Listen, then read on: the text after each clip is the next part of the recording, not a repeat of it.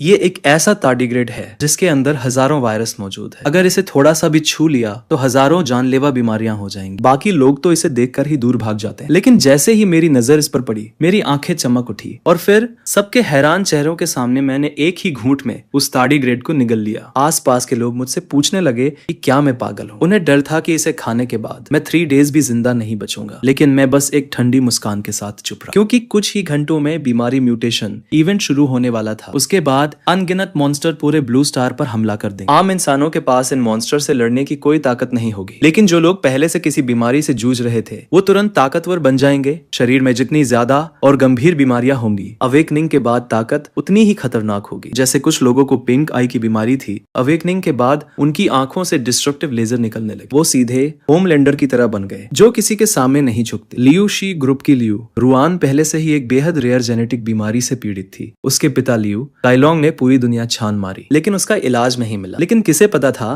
कि ये बीमारी उसके लिए एक वरदान बन जाएगी। जैसे ही म्यूटेशन शुरू हुआ, लियू रुआन ने लेजेंडरी सेंट ऑफ डिजास्टर के रूप में अवेकनिंग की। उसकी कल्टीवेशन स्पीड आम अवेकन लोगों से हंड्रेड्स ऑफ टाइम्स तेज थी, और मैं आगे चलकर यान डेमन एम्परर बना, जिसका गुस्सा सब पर भारी पड़ता था। अपनी पिछली जिंदगी में खराब सेहत की वजह से मैं समाज के सबसे निचले हिस्से में, और आखिर में मुझे लियू शी ग्रुप ने पकड़ लिया। मुझे एक माइन में काम पर लगा दिया गया, जहाँ काम करते करते मेरी मौत हो गई। लेकिन किस्मत से भगवान ने मुझे रीबर्थ का एक और मौका दिया। मैंने अपनी फोन में कैलेंडर देखा। बीमारी म्यूटेशन इवेंट शुरू होने में अभी 1 मंथ बचा था। अब मेरे पास खुद को तैयार करने और अलग अलग वायरस कलेक्ट करने का पूरा टाइम था। लियू रुआन, तुम्हारी लियू शी ग्रुप ने पिछली जिंदगी में मुझसे जानवरों की तरह काम कराया था। इस लाइफ में पासा पलटने वाला है, लेकिन वायरस कलेक्ट करना इतना आसान भी नहीं था। मुझे सबसे पहले कुछ कैश का इंतजाम करना था। मैंने तुरंत एक लोन कंपनी को फोन किया और अपने उस घर को गिरवी रख दिया, जिसे मैंने बड़ी मुश्किल से खरीदा था। लोन कंपनी से मुझे 800,000 कैश मिल गया। आखिरकार वो रेयर वायरस सस्ते तो नहीं मिलने वाले थे। तभी मुझे अपनी पिछली जिंदगी का वो अमीर आदमी याद आया जिसने टार्डिग्रेड बॉडी को अवेकन किया था। उसने एक ऑक्शन से वायरस वाला टार्डिग्रेड खरीदा था। वो ऑक्शन हाउस ज्यादा दूर नहीं था, इसलिए मैंने तुरंत एक टैक्सी ली और वहां पहुंच गया। लेकिन फ्रंट डेस्क पर मुझे रोक दिया गया। वहां एंट्री के लिए कम से कम 1 मिलियन की जरूरत थी। मेरे पास कोई रास्ता नहीं था। मैं एक कोने में छुपा और ऑनलाइन हंड्रेड्स ऑफ थाउजेंड्स का लोन ले लिया। रास्ता थोड़ा मुश्किल जरूर था, लेकिन आखिरकार मैं ऑक्शन हाउस के अंदर पहुंच गया, और उस अमीर आदमी ने, जिसने टार्डिग्रेड खरीदा था, मेरे साथ कई राउंड तक बोली लगाई। आखिर में मैंने 1 मिलियन देकर वो डील पक्की कर ली। जब वो टार्डिग्रेड मेरे हाथ में आया तो मेरा दिल तेजी से धड़कने लगा। मुझे पता था कि पिछली जिंदगी में मैंने टार्डिग्रेड बॉडी के स्पिरिचुअल सोर्स को अवेकन किया था। इस तथाकथित अमर शरीर के पास न केवल बहुत ज्यादा डिफेंस पावर होती है, बल्कि चोट लगने पर ये बहुत जल्दी रिकवर भी हो जाती है। ये दोनों खूबियां किसी भी दुश्मन को खत्म करने के लिए काफी थी। लेकिन सिर्फ एक टार्डिग्रेड बॉडी काफी नहीं थी, मुझे और भी वायरस चाहिए थे। मैं अभी ये सोच ही रहा था कि तभी मेरा फोन बज उठा। मैंने स्क्रीन देखी। वो मेरी गर्लफ्रेंड किन सिसी का कॉल था। उसका नाम देखते ही मेरे अंदर गुस्सा भड़क उठा। पिछली जिंदगी में किन सिसी को कैंसर हुआ था। मैंने अपना सारा पैसा और ताकत उसकी देखभाल में लगा दी थी, लेकिन मैंने कभी नहीं सोचा था कि म्यूटेशन के बाद कैंसर की वजह से उसकी ताकत आसमान छूने लगेगी। उसी दिन उसने मुझसे ब्रेकअप कर लिया, और बाद में वही मुझे लियू शी ग्रुप की माइन में छोड़कर आई थी, जहाँ काम करते करते मेरी जान चली गई। लेकिन इस बार म्यूटेशन इवेंट शुरू होने के बाद मैं अपना एक एक हिसाब बराबर करूंगा। फोन काटने के बाद मैं जैसे ही ऑक्शन हाउस से बाहर निकलने वाला था, तभी एक मिडिल एज्ड आदमी ने मेरा रास्ता रोक लिया। उसने अपना नाम चांग शो बताया, जो टार्डिग्रेड का सेलर था। उसने मुझसे पूछा कि मैंने इस टार्डिग्रेड के लिए इतने पैसे क्यों खर्च किए। ये सुनकर मुझे थोड़ा शक हुआ। मैंने सावधानी से पूछा, इससे तुम्हें क्या मतलब? चांग शो ने कहा, डरो मत, मैं यहाँ तुम्हारे साथ एक डील करने आया हूँ। मैं डैक्सिया में स्थित एक ब्रिटिश बायोलॉजिकल रिसर्च बेस में काम करता हूँ। हम वहाँ से कई रेयर वायरस के सैंपल्स ला सकते हैं। अगर तुम्हें भी ऐसे वायरस चाहिए तो तुम मुझसे कांटेक्ट कर सकते। एक सैंपल की कीमत 500,000 होगी। ये सुनकर मैं मन ही मन बहुत खुश हुआ। ये तो वही बात हो गई कि प्यासे को कुआं मिल गया। बस इस वायरस की कीमत थोड़ी ज्यादा थी। चांग शो ने जब देखा कि मैं चुप हूँ, तो उसे लगा कि प्राइस बहुत ज्यादा है। उसने तुरंत कहा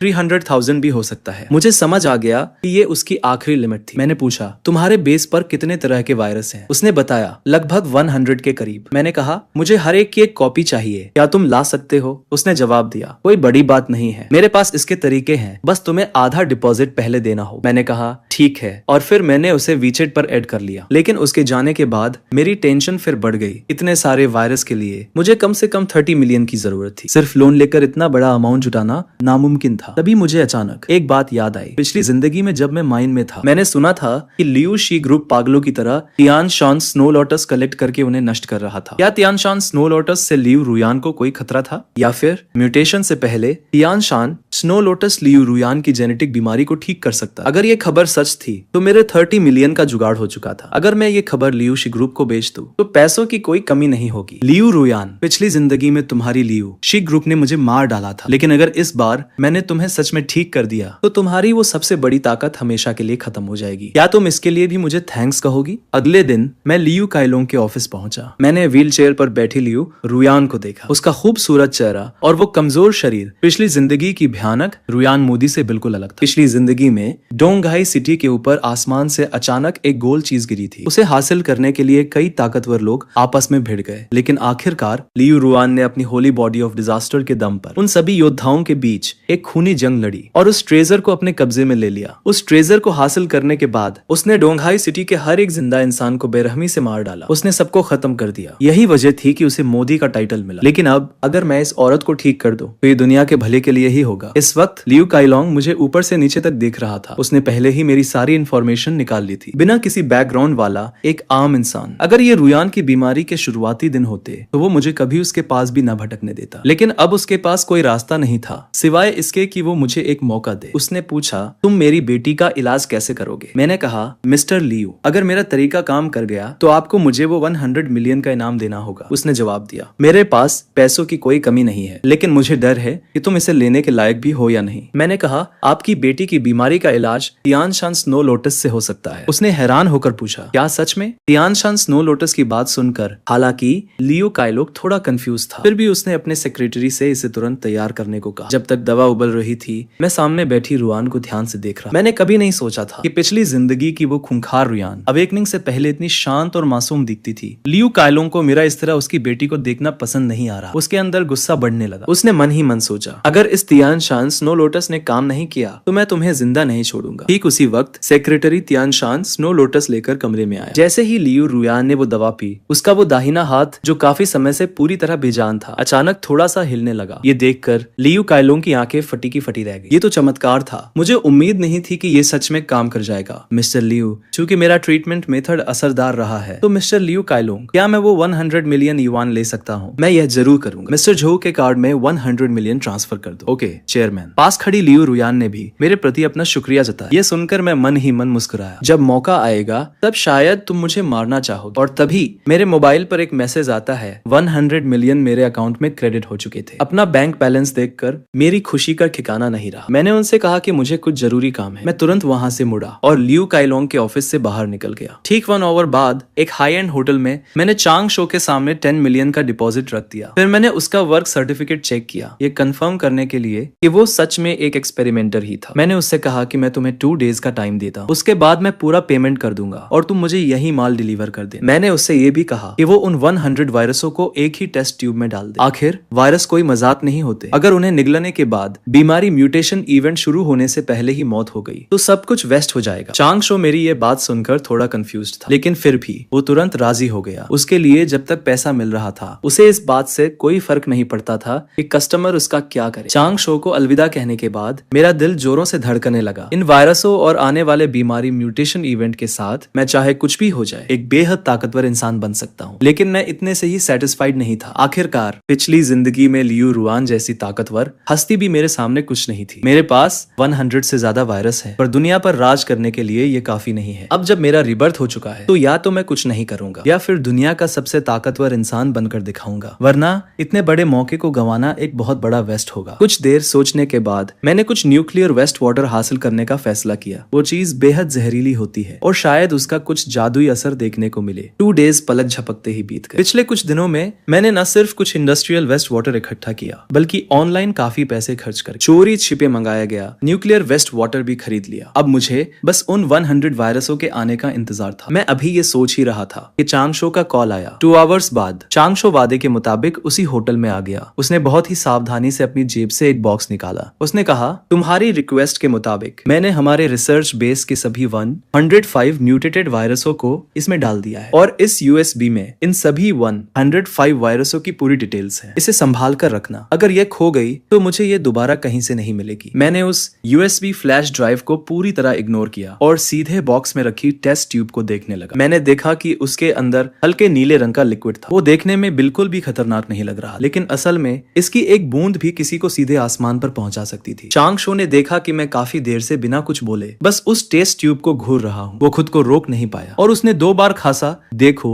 मैं पहले ही साफ साफ बता दूं, तुमने ही मुझसे इन सभी वायरसों को एक साथ मिलाने के लिए कहा था, इसलिए इसे ले जाने के बाद मैं इस बात की कोई गारंटी नहीं दे सकता कि इसके अंदर के वायरस ठीक सलामत रहेंगे या नहीं। मैंने उसकी बकवास पर ध्यान नहीं दिया और सावधानी से उस बॉक्स को फिर से सील कर दिया। फिर मैंने उससे कहा कि हमारी डील पूरी हो चुकी है और मैं तेजी से कमरे से बाहर निकल गया। मेरे जाने के बाद चांग शो ने देखा कि टेबल पर रखी वो यूएसबी फ्लैश ड्राइव अभी भी वहीं पड़ी थी। वो थोड़ा हैरान तो हुआ, लेकिन अब जब उसे पैसे मिल चुके थे तो वो फालतू के पचड़ों में नहीं पड़ना चाहता था। उसने पैसे उठाए और होटल से चला गया। इस तरह आम दिन बहुत तेजी से बीतने लगे। पिछले कुछ दिनों में मैंने बचे हुए कई मिलियन युआन को अलग अलग हाई एंड जगहों पर ऐशो आराम में उड़ा दिया। इसके साथ ही मैंने कई बेहद जरूरी वायरस भी इकट्ठे कर लिए थे। इस वक्त मेरी स्टोरेज अलमारी पूरी तरह से भर चुकी थी। मैं अभी सांपों और बिच्छुओं जैसी कुछ और जहरीली चीजें हासिल करने के बारे में सोच ही रहा था कि तभी टीवी पर एक ब्रेकिंग न्यूज फ्लैश हुई। एक अर्जेंट ब्रेकिंग न्यूज। ठीक 10 मिनट्स पहले देश एच में नदी पर बना एक पुल अचानक ढह गया। इसमें भारी नुकसान की आशंका है। हालांकि टीवी पर दिख रही पिक्चर्स काफी धुंधली थी, लेकिन धुंधलेपन के बावजूद साफ देखा जा सकता था कि यह देश एच का वही मशहूर ब्रिज था। वो आलीशान और बेहद मजबूत दिखने वाला ब्रिज अब बीच में से टूटकर पूरी तरह अलग हो चुका था। देखकर ऐसा लग रहा था जैसे किसी विशाल चीज ने उसे लात मारकर उड़ा दिया हो। इस सीन को देखते ही मैं झटके से होश में आ गया। बीमारी म्यूटेशन इवेंट का समय सच में करीब आ चुका था। हजारों मीटर लंबा वो पुल ऐसा लग रहा था कि किसी बेहद तेज धार वाले ब्लेड से बीच में से काट दिया गया। यह सब देखकर मैं पूरी तरह से अलर्ट हो गया। यह बीमारी शुरू होने का एक इशारा था। पिछली जिंदगी में नदी पर बने उस ब्रिज को असल में एक alien beast red tell scorpion ने काटा था, क्योंकि तब तक बीमारी म्यूटेशन इवेंट का मौका ऑफिशियली शुरू नहीं हुआ था। जब वो पहली बार आया था तो उसका रेल्म सिर्फ सेकंड फॉरेस्ट हॉल की सीमा पर ही था। इसी वजह से देश एच की मिलिट्री बाद में उसे मॉडर्न हथियारों से मार गिराने में कामयाब रही। लेकिन इसके बावजूद रेड टेल स्कॉर्पियन के आने से देश एच में 50,000 से ज्यादा लोग मारे गए थे। शुरुआत में देश एच की सरकार ने इस खबर को छिपाने की पूरी कोशिश की। वो नहीं चाहते थे कि रेड टेल स्कॉर्पियन के प्रेजेंस के बारे में दुनिया को पता चले, लेकिन वो ये भूल गए कि आज के इंटरनेट के दौर में खबरें पलक झपकते ही फैल जाती और उस मॉन्स्टर ने जो तबाही मचाई थी उसे छिपाने का कोई रास्ता नहीं बचा था। सिर्फ 2 डेज के अंदर रेड टेल स्कॉर्पियन और देश एच की सेना के बीच हुई जंग के कई फोटोज और वीडियो लीक हो गए और पूरा ब्लू स्टार खौफ के साए में डूब गया। जब मैंने इस बारे में सोचा तो मेरा खून खौलने लगा। ऐसा लगता है कि मेरी तैयारियां बेकार नहीं जाएंगी। इस जिंदगी में मैं पिछली लाइफ की पूरी कहानी को पलट दूं और इस दुनिया का सबसे ताकतवर इंसान बनकर दिखाऊंगा। 1 वीक बाद एक अजीब सी एनर्जी वेव पूरे ब्लू स्टार पर फैल गई और उसी पल हर किसी के दिमाग में एक आवाज गूंजी, बीमारी म्यूटेशन इवेंट का रास्ता खुलने वाला था। बीमारी म्यूटेशन इवेंट का रास्ता खुलने वाला है। क्या तुमने भी वो आवाज सुनी जो कह रही थी कि बीमारी म्यूटेशन इवेंट शुरू होने वाला है? इसका मतलब सिर्फ मैं ही अकेला नहीं था जिसने इसे सुना। मुझे लगा कि यह मेरा कोई वहम था। क्या यह कोई प्रैंक है? क्या सच में सभी इंसान इवॉल्व होने वाले हैं? क्या यह सच है? आवाज ने कहा था कि बीमारी जितनी गंभीर होगी इवोल्यूशन का लेवल उतना ही बड़ा होगा। मुझे कल ही लास्ट स्टेज के लंग कैंसर का पता चला है। क्या अब मेरे बचने की कोई उम्मीद है? लास्ट स्टेज के लंग कैंसर से बचने का कोई रास्ता नहीं है? तुम तो सीधे ऊपर जाने वाले हो। इंटरनेट पर चल रही इन बेतुकी बहसों को देखकर मेरा उनमें कोई इंटरेस्ट नहीं था। मैंने तुरंत उन सभी वायरसों को बाहर निकाला जिन्हें मैंने बड़ी मुश्किल से इकट्ठा किया था। मैं अभी सोच ही रहा था कि सबसे पहले कौन सी बोतल इस्तेमाल करूं कि तभी अचानक मेरा फोन बज उठा। क्या तुमने सुना? बीमारी म्यूटेशन इवेंट का रास्ता खुलने वाला है। भगवान सच में बहुत दयालु है। उन्हें पता है कि मेरी यानी चिन सिसी की जिंदगी इतनी जल्दी खत्म नहीं हो सकती। क्या मैं सही कह रही हूँ? अगर तुमने उस वक्त मुझे अपनी किडनी देने से मना न किया होता तो मुझे आज ये बड़ा मौका कभी नहीं मिलता। क्या तुम बाहर आकर मुझसे मिल सकते हो? अब जब मुझे पता है कि तुम्हें अपने किए पर पछतावा हो रहा है तो मैं तुम्हें एक मौका देती हूँ। जिस दिन बीमारी म्यूटेशन इवेंट शुरू होगा तुम मेरे घर आना। मुझे देखना है कि तुम कितनी माफी मांगते हो। उसके बाद ही मैं सोचूंगी कि तुम्हें माफ करना है या नहीं। बीमारी म्यूटेशन इवेंट का रास्ता खुलने वाला था। क्या तुमने भी वो आवाज सुनी जिसमें कहा गया कि बीमारी म्यूटेशन इवेंट शुरू होने वाला है? इसका मतलब मैं अकेला नहीं था जिसने ये सुना। मुझे लगा था कि ये मेरा कोई वहम था। क्या ये कोई प्रैंक हो सकता है? सभी इंसान इवॉल्व होने लगे हैं। क्या ये सच है? इसमें कहा गया है कि बीमारी जितनी गंभीर होगी इवोल्यूशन का लेवल उतना ही ऊंचा होगा। मुझे कल ही लास्ट स्टेज के लंग कैंसर का पता पता चला था। क्या अब भी बचने की कोई उम्मीद है? लास्ट स्टेज के लंग कैंसर में उम्मीद कैसी? तुम तो सीधे ऊपर का टिकट कटाने वाले हो। इंटरनेट पर चल रही इन तमाम बहसों को देखकर मुझे उनमें कोई दिलचस्पी नहीं थी। मैंने उन सभी वायरसों को बाहर निकाला जो मैंने पहले इकट्ठे किए थे। मैं अभी सोच ही रहा था कि सबसे पहले कौन सी बोतल उठाऊं। क्या तुमने सुना? बीमारी म्यूटेशन इवेंट का रास्ता खुलने वाला है। भगवान सच में बहुत समझदार है। उन्हें पता है कि मेरी चिन सिसी की लाइफ इतनी जल्दी खत्म नहीं होनी चाहिए। क्या मैं सही कह रही हूँ? अगर तुमने शुरू में मुझे अपनी किडनी देने से मना न किया होता तो मुझे आज ये शानदार मौका कभी नहीं मिलता। क्या मैं बाहर आकर तुमसे मिल सकती हूँ? मैं अभी भी तुमसे कुछ पूछना चाहती हूँ। अब मुझे समझ आ रहा है कि मुझे पछतावा हो रहा है, तो ठीक है, मैं तुम्हें एक मौका दूंगा। जिस दिन बीमारी म्यूटेशन इवेंट शुरू होगा उस दिन मेरे घर आ जाना। मुझे तुम्हारा अपॉलॉजी एटीट्यूड देखना है। उसके बाद मैं सोचूंगा कि तुम्हें माफ करना है या नहीं। फोन काटने के बाद मैं खुद को मुस्कुराने से नहीं रोक पाया। मेरे चेहरे पर एक ठंडी हंसी थी। जब सही समय आएगा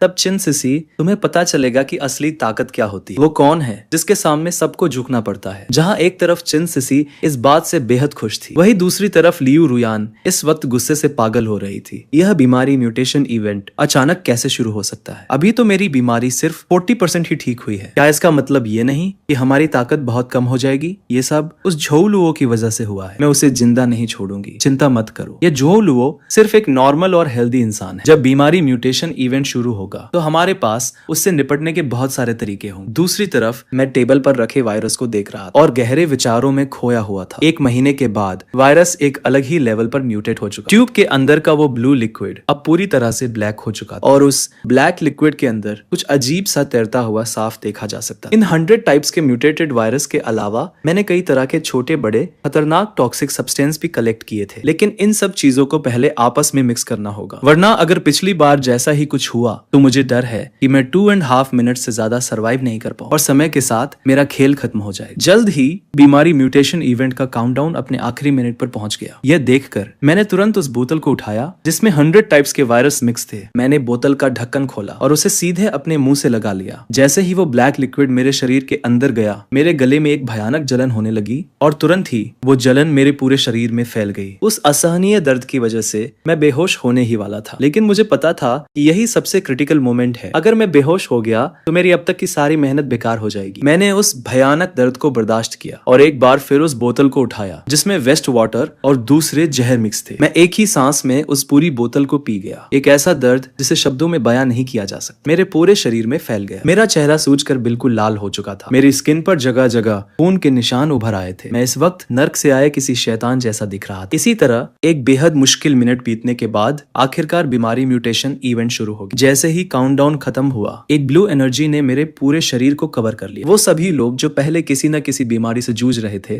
वो इस पल पूरी तरह से ठीक हो चुके थे। यही नहीं, उन्हें अलग अलग लेवल्स पर पावर्स भी मिल चुकी थी। जैसे जिन लोगों को स्किन की बीमारियां थी वो अब आग और पानी से पूरी तरह से सेफ थे, और जो लोग बचपन से चल नहीं सकते थे वो मजबूत होने के बाद ऊंची ऊंची बिल्डिंग्स के बीच आसानी से उड़ सकते थे। इस पल मुझे उस भयानक दर्द से आजादी मिल चुकी थी और तभी एक गोल्डन एनर्जी ने मेरे पूरे शरीर को घेर लिया। मेरी आंखों के सामने अनगिनत वायरस के नाम फ्लैश होने लगे और हर एक वायरस मुझे एक बेहद पावरफुल टैलेंट दे सकता। मैं इन टैलेंट्स को देखकर हैरान ही था। तभी सिस्टम का बीप साउंड गूंजा। 138 टाइप्स के नेगेटिव स्टेट्स डिटेक्ट किए गए हैं। सभी डिजीज की कंडीशंस पूरी हो चुकी है। बधाई हो, आपको सोल टैलेंट मिला है 9 नीदर केओस बॉडी। ये देखते ही मैंने तुरंत ध्यान लगाना और कल्टीवेशन करना शुरू कर दिया। बहुत ही कम समय में मैं इनिशियल रेन के फर्स्ट लेवल से सीधे ट्रांसफॉर्मेशन रेन के 6th लेवल पर पहुंच गया। अपने शरीर के अंदर इस भयानक ताकत को महसूस करके मैं बेहद एक्साइटेड था। फिर मैं रूफ टॉप पर आया और अपने सामने फैले इस खूबसूरत शहर को देखने लगा। मैं खुद को रोक नहीं पाया। जब मैं पहली बार अवेकन हुआ था तो मैं सिर्फ इनिशियल रेल्म के 3rd लेवल पर था, लेकिन अब ट्रांसफॉर्मेशन रेल्म के 6th लेवल की ताकत के साथ मुझे लगता है कि पूरे ब्लू स्टार पर कोई भी मेरा मुकाबला नहीं कर सकता। तभी अचानक जमीन तेजी से हिलने लगी और कुछ ही दूरी पर एक जोरदार ब्लास्ट हुआ। इस सीन को देखकर मुझे अचानक कुछ याद आया। पिछली जिंदगी में ठीक इसी समय जियांगनान सिटी के आसमान में एक सिल्वर आर्मर एक्सियन दिखाई दिया था जो ट्रांसफॉर्मेशन के 1st लेवल पर था। वो सिल्वर आर्मर एक्सियन मुझे अच्छी तरह याद है। पिछली जिंदगी में जब उस सिल्वर आर्मर एक्सियन को मारा गया था तो उसका ड्रैगन हेलबर्ड एक सिल्वर जियाओ स्पीयर में बदल गया था जो बेहद पावरफुल था। वैसे भी मेरे पास अभी कोई वेपन नहीं है, तो आज मेरा काम तुमसे ही बनेगा। दूसरी तरफ उस सिल्वर आर्मर एक्सियन के ठीक नीचे वहां भारी तादाद में पुलिस वाले जमा हो चुके थे, लेकिन उनके मॉडर्न वेपन्स उस सिल्वर आर्मर एक्सियन के सामने सिर्फ खुजली करने के बराबर। उनसे उस मॉन्स्टर को कोई नुकसान तो नहीं हुआ, बल्कि वो और ज्यादा गुस्से में आ गया गया जब किसी को समझ नहीं आ रहा था कि क्या किया जाए। तभी उनमें से एक पुलिस वाले ने आसमान की तरफ इशारा करते हुए चिल्लाया, जल्दी ऊपर देखो। और हाँ, इस क्रिटिकल मोमेंट पर सही समय पर पहुंचने वाला इंसान मैं ही था। जैसे ही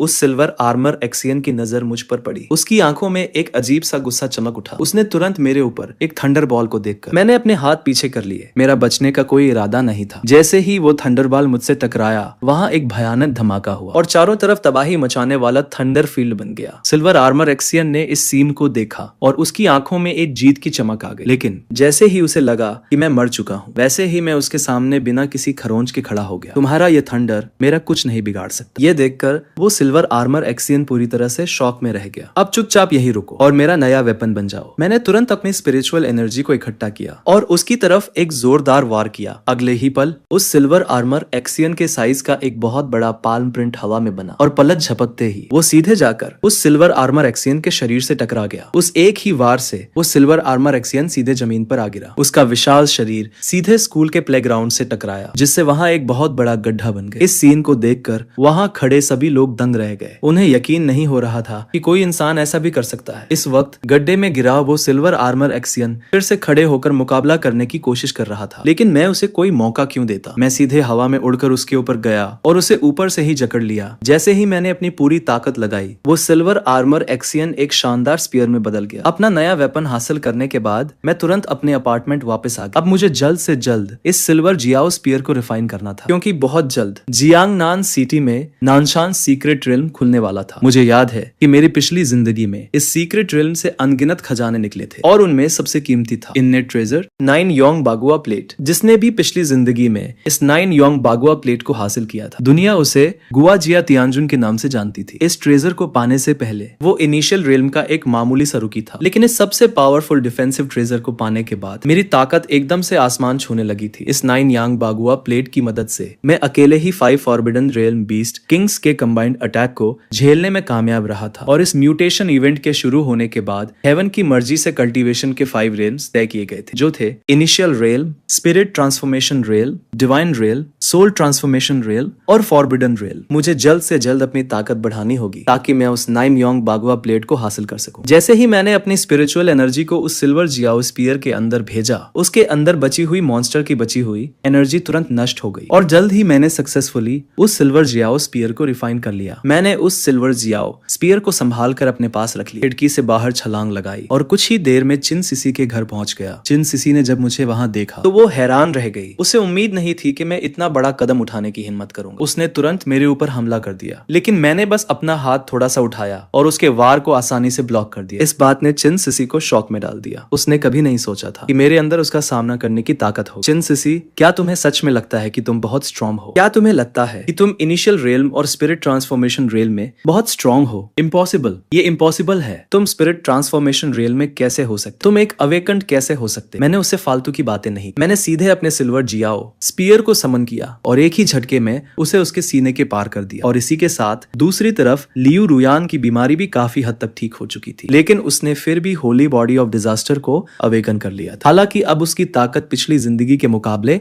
10वें हिस्से के बराबर भी नहीं बची थी। पर जो भी हो, होली बॉडी ऑफ डिजास्टर आखिर टॉप टैलेंट्स में से एक है। भले ही कल्टीवेशन की स्पीड बहुत कम हो गई थी, पर उसे मरे हुए लोगों को जिंदा करने की एक स्किल मिल गई थी। बस अफसोस इस बात का था कि ये स्किल अधूरी थी। सिर्फ एक बार यूज करने के बाद ये पूरी तरह गायब हो जाएगी। कमीने झोलुओ, अगर उसकी वजह से ऐसा नहीं हुआ होता तो मेरी होली बॉडी ऑफ डिजास्टर इतनी कमजोर क्यों होती? क्या तुमने झोलुओ का पता लगाया? हमारे लोग उस जगह को नहीं ढूंढ पा रहे हैं जहां वो पहले रहता था। उसने वो घर बहुत पहले ही मॉर्टगेज कर दिया था। अब वो जियांगनान सिटी में है भी या नहीं, ये कहना मुश्किल है। ये कैसे हो सकता है? क्या उसे शुरू से पता था कि बीमारी का दौर आने वाला है? मुझे उसे हर हाल में पकड़ना होगा। मैं उसे इस दुनिया में आने पर पछताने के लिए मजबूर कर दूंगा। तभी एक सब ऑर्डिनेट भागता हुआ आया और चिल्लाया, हमें झोलुओ मिल गया है। फिर उसने कंप्यूटर चालू किया और मेरा एक वीडियो प्ले किया। वीडियो में मैंने बस अपना हाथ उठाया और हवा में एक बहुत बड़ा पाम प्रिंट दिखाई देने लगा। वो सीधे उस ड्रैगन की बॉडी पर जाकर लगा। वो विशाल ड्रैगन जो देखने में बहुत भयानक लग रहा था, सिर्फ मेरे एक वार से सीधे जमीन में धंस गया। ये सीन देखकर लियू रुयान शॉक में आ गई। लियू केलोंग भी चिल्ला उठा, ये सच में झोलुओ है? वो इतना ज्यादा ताकतवर कैसे हो सकता है? इस बंदे को पक्का बहुत पहले से कुछ पता था, वरना एक मामूली इंसान अचानक इतना ताकतवर कैसे हो सकता है? अब हमारे हमारा प्लान बदलेगा, हमें उसे खुश रखना होगा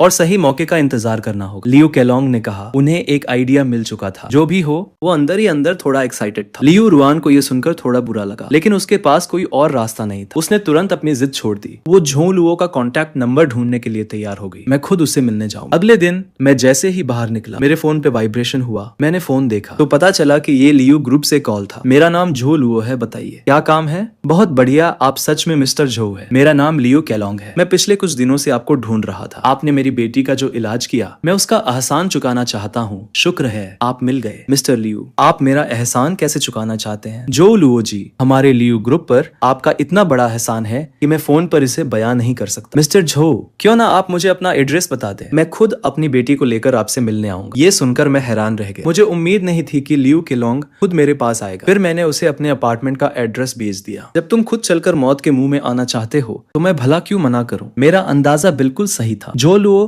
अभी भी हमारे लियू ग्रुप के साथ अपने पुराने रिश्तों के बारे में सोच रहा है। चलो बेटी, हम दोनों मिलकर झो लुओ से मिलने चलते। बस याद रखना, उसके सामने अपनी नफरत को बिल्कुल मत दिखा। जब तक हमें सब्र रखना होगा, बदला हम बाद में लेंगे। मुझे अच्छे से पता है कि क्या करना है। मैं झो लुओ को शक का एक भी मौका नहीं दूंगी। बहुत अच्छे, अब देर नहीं करनी चाहिए। हम तुरंत निकल पड़े और जल्द ही लियू केलोंग और उसकी बेटी मेरे भेजे हुए एड्रेस पर पहुंच गए। मिस्टर झो, मैं लियू केलोंग हूँ। मैं अपनी बेटी लियू रुआन के साथ आपसे मिलने आया हूँ। मिस्टर झो, आपने दरवाजा खोल दिया। चेयरमैन लियू, लगता है आपने सनशाइन एलिमेंट्री स्कूल में मुझे उस सिल्वर आर्मर्ड ब्लैक बर्ड को मारते हुए देख लिया है, इसलिए यहाँ आए हैं। मिस्टर झो, आपके उस ड्रैगन को मारने का वीडियो पूरे इंटरनेट पर वायरल हो चुका है। आप सच में एक कमाल के हीरो है। मिस्टर झो, आपने रुयान की जान बचाई है। इन दिनों रुयान बस यही सोच रही थी कि आपका एहसान कैसे चुकाया जाए, लेकिन रुयान को लाख कोशिशों के बाद भी कोई रास्ता नहीं सूझा। इसलिए उसने फैसला किया कि वो खुद आपसे आकर पूछेगी। आपको क्या लगता है रुयान को आपका एहसान कैसे चुकाना चाहिए? रुयान आपको खुश करने के लिए अपनी तरफ से पूरी कोशिश करेगी। जैसे कि उम्मीद थी,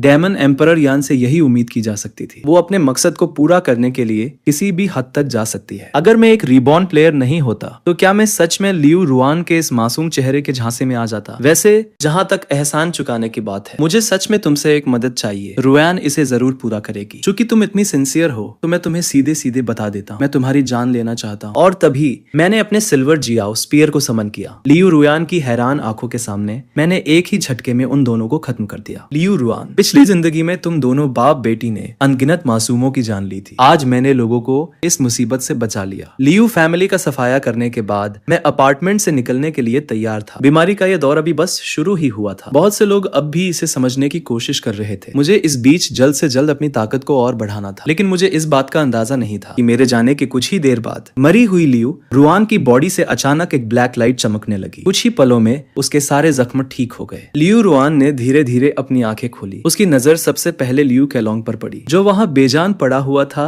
ये देखकर लियू रुआन बिल्कुल शॉक में आ गई। उसने कभी सपने में भी नहीं सोचा था कि उसका ऐसा अंजाम होगा। मैं लियू रुआन तुम्हें इस दुनिया से मिटा कर रहूंगी। एक हफ्ते बाद मेरी लगातार कोशिशों की वजह से मेरा रेल आखिरकार 6th level of zero transformation से 7th लेवल पर पहुंच गया। लेकिन इसके बावजूद मुझे लग रहा था कि मेरी कल्टीवेशन स्पीड बहुत धीमी है। भले ही मेरी 9 नीदर कैओस बॉडी की स्पिरिचुअल एनर्जी सोखने की स्पीड बहुत खतरनाक थी, पर मुझे ट्रांसफॉर्मेशन में मदद के लिए एक अच्छे ब्रीदिंग मेथड की जरूरत थी। मैं जैसे ही बाहर टहलने के लिए निकलने वाला था, अचानक आसमान के बादलों में एक बहुत बड़ी दरार दिखाई दी और उस दरार से सुनहरी रोशनी की अनगिनत किरणें बाहर आने लगी। वो सुनहरी रोशनी सीधे जियांगनान सिटी के किनान माउंटेन पर पड़ रही थी। ये देखते ही मेरा दिमाग तुरंत एक्टिव हो गया। क्या कोई सीक्रेट रेल्म खुलने वाला है? मैंने तुरंत अपने फोन पर हालिया खबरें चेक की। जब मैंने देखा कि चीजें मेरी पिछली जिंदगी से ज्यादा अलग नहीं है, तो मेरे चेहरे पर एक मुस्कान आ गई। ऐसा लगता है कि मेरे रीबर्थ से इस दुनिया का पैटर्न नहीं बदला है। मेरी पिछली जिंदगी की यादों के मुताबिक आज भी डाक्सिया में 5 बड़ी ताकतें एक्टिव थी। पहली, बैली ग्रुप, जिसका लीडर ब्लैक फेदर किंग था। दूसरी, आओदाओ स्टोरी फैमिली, जिसकी लीडर वुजांग इमोर्टल फिजिक वाली गु कियान हुआ थी। तीसरी, स्कल एंड बोन्स सोसाइटी, जिसके लीडर स्केलेटन मास्टर यांग तियानिंग थे। और चौथी, ऑफिशियल तौर पर बनी डॉक्सिया अलायंस। बस एक ही फर्क था कि इस बार यहाँ लियू ग्रुप नहीं था, बल्कि उसकी जगह जियांगनान शानजुआंग मौजूद था, जिसे पिछली जिंदगी में लियू ग्रुप ने अपने अंदर मिला लिया था। लेकिन अगर अभी की बात करें तो मेरी ताकत डॉक्सिया में सबसे बेहतरीन थी। ये कहना बिल्कुल भी गलत नहीं होगा कि मैं पूरे ब्लू स्टार पर सबसे ताकतवर था। फिर मैं किनान माउंटेन की तलहटी सिटी में पहुंच गया, पर मुझे उम्मीद नहीं थी कि यहाँ पहले से ही इतने सारे लोग जमा होंगे। मैं अभी ये सब देख ही रहा था कि तभी लोगों का एक बड़ा ग्रुप शान से वहाँ आता दिखाई दिया। उनका लीडर कोई और नहीं बल्कि बेली ग्रुप की लू यूएर थी। देखो,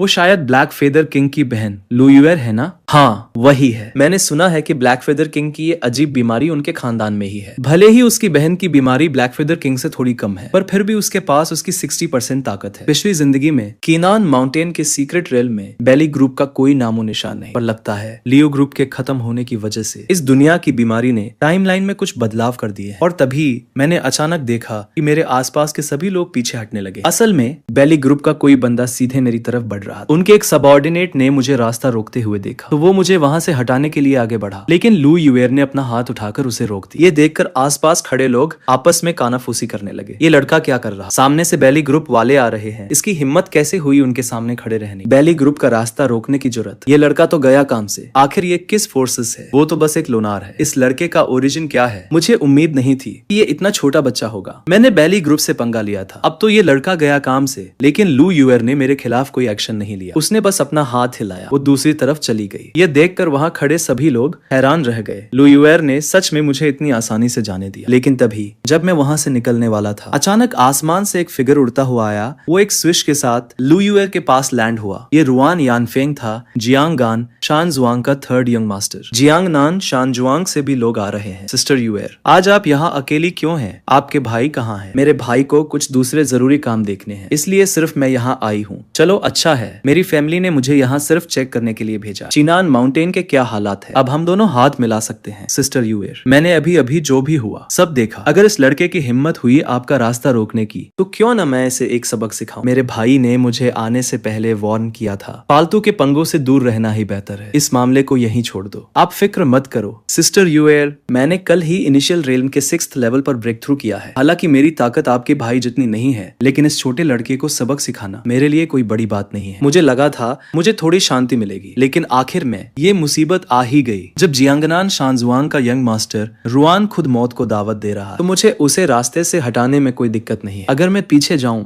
और जियांगनान शानजुआंग को तबाह कर दूं, तो क्या ये इवेंट लाइन पिछली लाइफ से मैच नहीं करेगी? मैं भी क्या जीनियस हूँ। मैं तुम्हें एक मौका देता हूँ, अभी घुटनों पर बैठो और सिस्टर यूएर से माफी मांगो। मैं तुम्हारी जान बख्श दूंगा, वरना मुझे तुम्हें अभी सीधे ऊपर भेजने में कोई परवाह नहीं है। अब आएगा असली मजा। अभी कुछ देर पहले ये बिना हिले बेली ग्रुप का रास्ता रोक रहा था, अब पता चलेगा अगर ये घुटनों पर नहीं बैठा तो अपनी मौत का इंतजार करे। देखते हैं अब ये कैसे शो ऑफ करता है। रुआन यानफेंग ने आसपास के लोगों की बातें सुनी और उसके चेहरे पर एक हल्की सी मुस्कान आ गई। उसे यही इम्पैक्ट चाहिए था। अब जब बीमारी म्यूटेशन इवेंट का मौका आ चुका था, तो जियांगनान सिटी की सबसे बड़ी ताकत होने के नाते जियांगनान शानजुआंग को अपना दबदबा बनाना ही था, लेकिन उसे शो ऑफ करने का ज्यादा मौका नहीं मिला। मैंने तुरंत अपनी बटालियन गन समन की और हवा में ही उसे चीरते हुए वार कर दिया। ये देखकर वहां खड़े लोग बिल्कुल शॉक में आ गए। साइड में खड़ी लू यूएर तो और भी ज्यादा हैरान थी। उसे बिल्कुल उम्मीद नहीं थी कि मैं इतना ताकतवर हूँगा। मैं लगभग 7th लेवल के करीब था और वो तो ये भी नहीं देख पाई कि मैंने कब और कैसे अटैक किया। आखिर ये बंदा कौन है? इन फालतू की मक्खियों से पीछा छूटने के बाद मैं एक शांत कोने में गया और अकेला बैठ गया। इसी बीच लू यूएर अचानक मेरी तरफ बढ़ने लगी। तुम यहाँ क्यों आई हो? मैं यहाँ तुम्हें ही ढूंढने आई हूँ। अभी कुछ देर पहले मैंने जो भी बर्ताव किया वो गलत था। मैं यहाँ तुमसे माफी मांगने आई हूँ। ये लड़की इतनी सिंपल नहीं है। तुम मुझसे दोस्ती करना चाहती हो, तुम यहाँ से जाओ। लू यूएर वहाँ से चली जाती है। पहली ग्रुप की छोटी प्रिंसेस खुद उससे माफी मांगने आई। वो सच में बिल्कुल भी पोलाइट नहीं थी। अगर तुम भी उसकी तरह बिजी होते तो तुम भी ऐसा ही करते। तुम्हें ये सोचने की जरूरत नहीं है कि उन दोनों में से कौन ज्यादा ताकतवर है, वो खुद या लू यूएर का भाई ब्लैक फेदर किंग। जाहिर है वो ब्लैक फेदर किंग ही होगा। ब्लैक फेदर किंग को आज ग्रेट शिया के 5 सबसे ताकतवर लोगों में गिना जाता। भले ही इस लड़के का नाम कोई नहीं जानता, लेकिन अगर वो सच में इतना ताकतवर होता तो क्या वो अब तक फेमस नहीं हो चुका होता? मैंने उनके कंफ्यूजन को इग्नोर किया और साइड में खड़े वू किंग की तरफ देखा। वो साफ तौर पर अभी सिर्फ 2nd लेवल की ताकत पर पहुंचा है। तो फिर पिछली लाइफ में उसने 9 यांग बागुआ प्लेट कैसे हासिल की थी? क्या उसके पास कोई हिडन स्पेशल टैलेंट है? मैं अभी सोच ही रहा था कि तभी चिनान माउंटेन से एक तेज चमकती हुई गोल्डन लाइट निकली और अगले ही पल चिनान माउंटेन बीच से 2 हिस्सों में बट गया। वहाँ एक बड़ा सा क्रैक बन गया जो किसी हेवनली गेट जैसा लग रहा था। ये नजारा देखते ही सब लोग उस क्रैक की तरफ भागने लगे, लेकिन तभी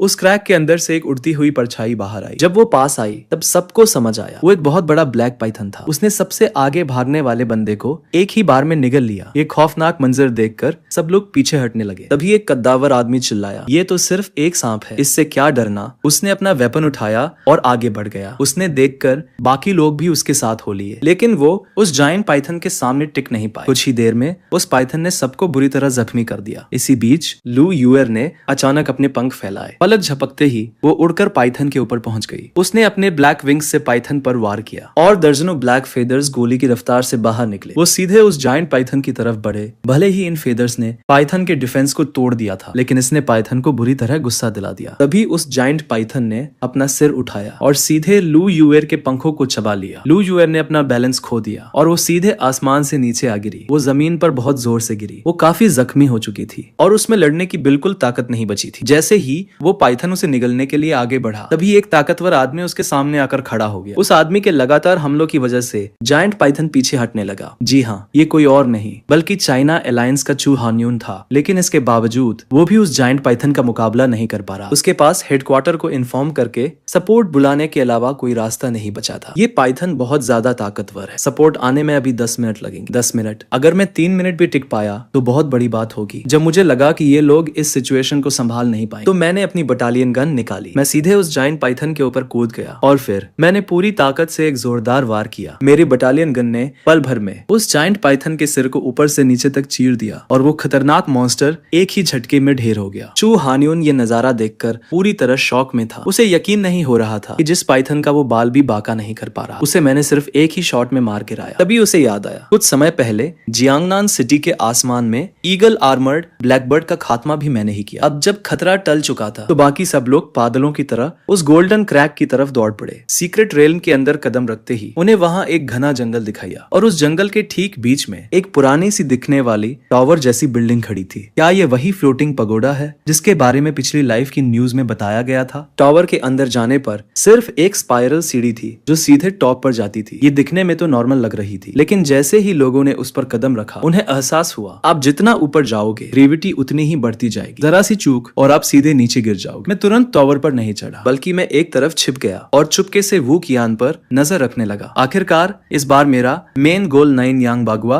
प्लेट हासिल करना था और मेरी ताकत के हिसाब से इस पगोडा पर चढ़ना मेरे लिए कोई मुश्किल नहीं था। मैं अभी ये सोच ही रहा था कि वू कियान ने सीढ़ियों की तरफ बढ़ना शुरू कर दिया। शुरुआत में वो काफी आसानी से चढ़ रहा था, लेकिन जैसे ही वो 19th फ्लोर पर पहुंचा वो अचानक रुक गया। इस वक्त उसे ऐसा महसूस हो रहा था जैसे उसके शरीर पर भारी बोझ रख दिया गया। वो एक कदम भी आगे नहीं बढ़ा पा रहा था। हार मानकर उसने आखिरकार पीछे हटने का फैसला किया। हॉल में वापस आने के बाद वो कियान दूसरी तरफ के दरवाजे की ओर जाने लगा। ये देखकर मुझे काफी खुशी हुई। इसका मतलब वो बागुआ प्लेट इस पगोडा के अंदर नहीं थी। मैं भी चुपचाप उसके पीछे पीछे चल दिया। पगोडा से बाहर निकलने के बाद वो कियान अपनी गट फीलिंग के हिसाब से एक तरफ बढ़ा और सीधे घने जंगल में चला गया। लेकिन वो अभी ज्यादा दूर नहीं गया था। एक अजीब से मॉन्स्टर ने उसका रास्ता रोक लिया। ये मॉन्स्टर काफी ताकतवर था और दिखने में बिल्कुल एक टाइगर जैसा था, लेकिन उसके माथे के बीच में एक लंबा सा सींग था। इस सीन को देखकर वो कियान शॉक में रह जाता है। वो तुरंत पीछे मुड़ता है और दूसरी तरफ भागने लगता है, लेकिन वो अजीब मॉन्स्टर उसे इतनी आसानी से छोड़ने वाला नहीं था। वो लगातार उसका पीछा कर रहा था। जैसे ही वो मॉन्स्टर उसके बिल्कुल करीब पहुंचने वाला होता है, वो कियान अचानक चकमा देता है और एक छोटे से गैप के अंदर घुस जाता है। पीछे आ रहा मॉन्स्टर साइज में काफी बड़ा था। वो उस दरार पर 2-3 बार हमला करता है और फिर हार मानकर वहां से चला जाता। खतरा टल चुका था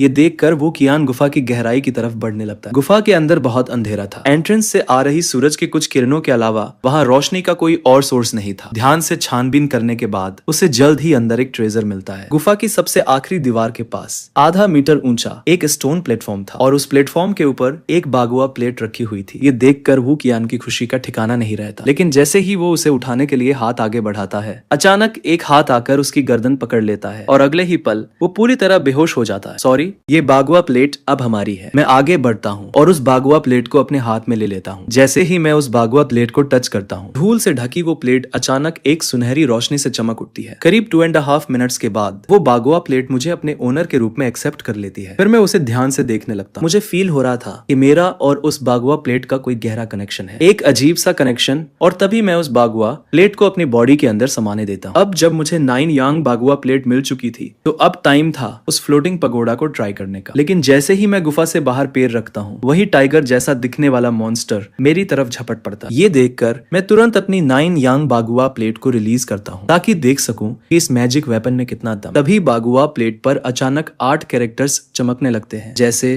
फ्रंट अपोजिशन और बाकी सब। ये 8 कैरेक्टर्स मिलकर एक ट्रांसपेरेंट प्रोटेक्टिव शील्ड बना लेते हैं, जो मुझे सेंटर में पूरी तरह से सेफ रखती है। वो टाइगर जैसा मॉन्स्टर चाहे जितनी कोशिश कर ले, वो इस प्रोटेक्टिव शील्ड को नहीं तोड़ पाता। ये देखकर मैं तुरंत अपनी सिल्वर जियाओ स्पीयर को समन करता हूँ। मैं आगे बढ़ता हूँ और सिर्फ एक शॉट में उसका काम तमाम कर देता हूँ। इस मॉन्स्टर की ताकत काफी कम थी। ये मेरी 9 यांग बागुआ प्लेट की असली पावर को बाहर नहीं ला पाया। उसे खत्म करने के बाद मैं फ्लोटिंग पगोडा की तरफ बढ़ने लगता हूँ। आखिर सीक्रेट रिल्म का टाइम खत्म होने वाला और मुझे जल्द से जल्द टॉवर के टॉप पर पहुंचना था। फिर मैं तेजी से फ्लोटिंग पगोडा की सीढ़ियों पर चढ़ने लगता हूँ। क्या ये बंदा सच में इंसान है? ये तो कुछ ज्यादा ही कमाल है। फ्लोटिंग पगोडा का टॉप दरअसल एक सीक्रेट रूम था और उस सीक्रेट रूम के बीचों बीच एक स्टोन पिलर खड़ा था। उस स्टोन पिलर के बीच में बने खांचे को देखकर मैं हैरान रह जाता। आखिर इसका शेप बिल्कुल मेरी बागुआ प्लेट जैसा क्यों है? क्या ये बागुआ प्लेट इस फॉर्मेशन की चाबी है? ये सोचते ही मैं तुरंत बागुआ प्लेट को उसमें फिट कर देता हूँ। जैसे ही बागुआ प्लेट और वो पिलर एक दूसरे से जुड़ते हैं, मेरे पैरों के नीचे बना रहस्यमयी फॉर्मेशन अचानक एक्टिवेट हो जाता है। पूरा सीक्रेट रूम एक अजीब सी धुंधली रोशनी से भर जाता है। उस फॉर्मेशन से धीरे धीरे एक एनर्जी बॉल बनने लगती है, जो किसी सूरज की तरह चमक रही थी और आखिर में वो पिलर के टॉप पर रखी बागुआ प्लेट के अंदर समा जाती। बागुआ प्लेट के उस चमकते सूरज को एब्जॉर्ब करते ही उसकी सरफेस पर एक लाल रंग का हेलो घूमने लगता है। वो दिखने में वाकई कमाल का लग रहा था। इसके बाद जैसे ही मैं उस बागुआ प्लेट को टच करता हूँ, वो रिकास्ट की हुई 9 यांग बागुआ प्लेट वापस मेरी बॉडी में समा जाती और मुझे तुरंत उसकी नई एबिलिटी का पता चलता है। अब मैं किसी भी अटैक को वापस दुश्मन पर रिफ्लेक्ट कर सकता था। फ्लोटिंग पगोडा पर चढ़ने के बाद मैंने सोचा कि सीक्रेट रेल्म के बंद होने से पहले एक बार फिर से यहाँ की छानबीन की जाए, लेकिन काफी देर तक इधर उधर भटकने के बाद भी मुझे कोई काम की चीज नहीं मिली। मुझे लगा कि शायद अब इस सीक्रेट रेल्म में कोई और अपॉर्चुनिटी नहीं बची है। मैंने टाइम देखा, सीक्रेट रेल्म के बंद होने में अब 20 मिनट से भी कम का टाइम बचा था, इसलिए मैं बस एक कोने में बैठकर वेट करने लगा। कुछ ही देर में आसमान में अचानक एक सफेद रोशनी चमकती है और आसपास का पूरा माहौल डिस्टॉर्ट होने लगता है और अगले ही सेकंड सीक्रेट रेल्म के सभी प्लेयर्स को वापस बाहर टेलीपोर्ट कर दिया जाता है। इसी के साथ सीक्रेट रेल्म का यह सफर खत्म हो जाता है। किनान माउंटेन की तरफ जो लुओ, उसने हमारे सभी लोगों को मार डाला। वो तुम्हें भी जिंदा नहीं छोड़ेगा। विला मास्टर रुआन, मैंने आपसे पहले ही कहा था कि जियांगनान शानजुआंग में एक बहुत ही ताकतवर इंसान छिपा हुआ है। अगर आपने मेरी बात सुनी होती तो मिस्टर गुई इतनी आसानी से नहीं मरते, लेकिन अब बहुत देर हो चुकी है। यानफिंग मेरे तीनों बेटों में सेकंड सबसे टैलेंटेड था। झो लुओ ने उसका सब कुछ बर्बाद कर दिया। विला मास्टर रुआन, अब आप मेरी उन शर्तों के बारे में सोच सकते हैं जो मैंने पहले बताई थी। आप मेरी अधूरी डिजास्टर होली बॉडी को ठीक करने में मेरी मदद कीजिए और फिर हम दोनों मिलकर झो लुओ का नामो निशान मिटा देंगे।